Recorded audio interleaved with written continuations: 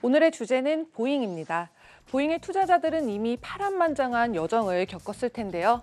코로나19로 시장에 전반적인 하락세가 있었던 3월, 보잉은 2013년 이후 최저가인 95.01달러를 기록했었죠. 그리고 지난 한 달 사이에 약 80%의 상승폭을 보였습니다. 참 다이나믹한데요. 이어서 주가는 이제 최악의 국면은 지났다는 전망 속에 월요일 12%도 상승을 하면서 230.5달러를 기록했고요. 6일 연속 고공행진을 보였고 이 6일 사이의 상승폭은 50%를 넘어섰습니다. 그리고 오늘 장에서는 5.2% 빠진 205.53달러를 기록했습니다. 그런데 보잉은 아시다시피 아직도 수많은 곤경을 마주하고 있는데요. 먼저 국제항공운송협회에 따르면 전 세계 항공업계는 이번 한 해에만 100조 원이 넘는 순손실을 겪을 것으로 보이고요. 최소 2022년은 돼야지 이러한 적자를 면할 수 있을 것이라는 전망이 나왔습니다. 이 위기를 버텨낼 만한 체질 개선이 이쯤에선 또 시급하겠고요. 또한 작년 2번이나 치명적인 추락 사고를 일으켰던 뒤에 운항 중지 처분을 받았던 737 맥스 기종의 규제 승인을 얻어내야만 될 것입니다. 그런데 투자자들은 이러한 사실보다도 또 이슈보다도 전반적인 경제 재개에 더 많은 관심을 쏟고 있는데요. 오늘 장에서 S&P 500은 어제보다 소폭 빠진 3,199선에 마감을 했는데 3월 저점 이후 50%나 뛰어오르면서 이번 주 들어서 올해의 낙폭을 모두 만회하고 상승 전환에 성공했습니다. 그럼 다른 항공사들은 또 어떤 상황일까요? 지난주 아메리칸 에어라인은 7월 항공편을 6월 대비 74%더 편성할 것이라는 계획을 밝혔는데 현재 2,300선에 머무르고 있는 일간 최고 운항수를 4,000까지 증가시킬 예정입니다. 오늘 장에서는 7.75% 빠진 17.07달러에 마감한 모습인데요. 목요일 발표에 따르면 6월 항공편 운항수는 전년 대비 30%에 그쳤고 7월에는 40%를 기록하고 될 것으로 보입니다.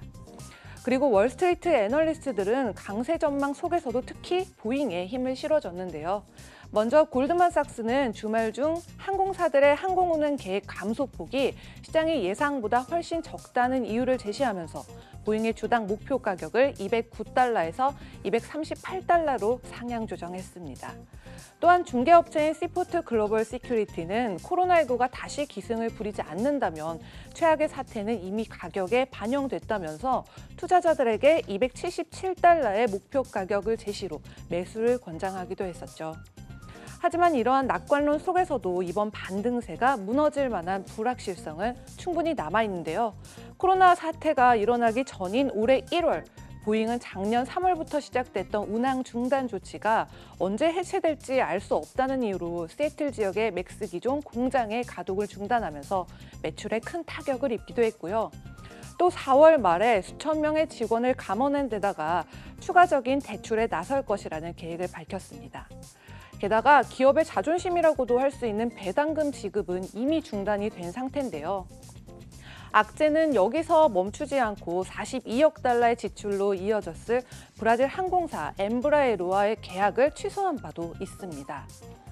사실 경제가 아무리 빠르게 회복한다고 해도 사람들이 얼마나 안심하면서 항공편을 이용할지는 알 수 없을 텐데요. 코로나19의 2차 확산이 일어나고 정부가 재차 봉쇄 조치를 취하는 상황이 올지도 모른다는 것을 감안했을 때 현재 항공사들이 제시한 전망은 지나치게 낙관적인 것으로 보입니다. 인베스팅닷컴의 분석가들에 따르면 24명 중에서 15명이 중립 의견을 보이고 있는데요. 이번 보잉의 반등세가 투자자들이 긍정적인 데이터를 보고 항공업계 회복에 큰 기대 심리가 반영됐다는 걸 알 수는 있겠는데요. 하지만 이런 강세가 보잉의 매출 개선 문제와 또 항공사들의 자금난 그리고 코로나19의 완전한 퇴치 여부를 아직은 좀 더 염두에 두시면 좋을 것 같습니다.